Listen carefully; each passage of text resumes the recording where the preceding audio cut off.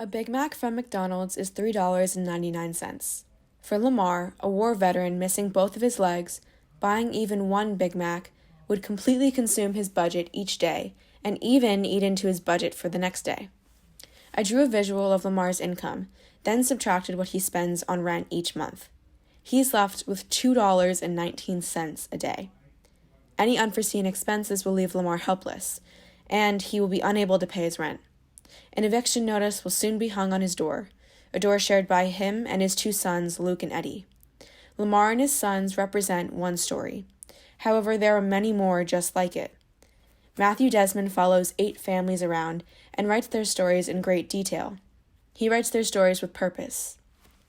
Poor people's incomes decline, housing costs soar, and federal policy continues to look the other way. What I've noticed is that the reason the government can do this is because many of these extreme poverty stories have not been told on a wide scale. Matthew Desmond is bridging this gap by telling Lamar's story, along with many others. Desmond states, "Eviction isn't just a condition of poverty, it's a cause of poverty. We need to read about eviction, learn about it in school, take action, and let our voices be heard to lawmakers and politicians." As a class, we had the honor of speaking to Diane Yantel, the president and CEO of the National Low-Income Housing Coalition. She is part of this organization that works to achieve socially just public policy that ensures that people living in extreme poverty, like Lamar, have affordable and decent homes. After speaking with her, I reflected on a phrase that she said that really resonated with me. Housing is healthcare.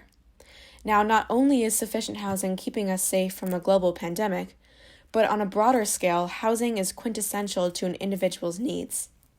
On Maslow's hierarchy of needs, a visual representation that basic human needs are universal needs, he places shelter first.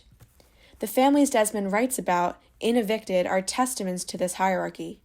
Their lives ultimately fall apart after being evicted. Some resort to drugs, some develop mental illnesses, and all of them share an uncertain future.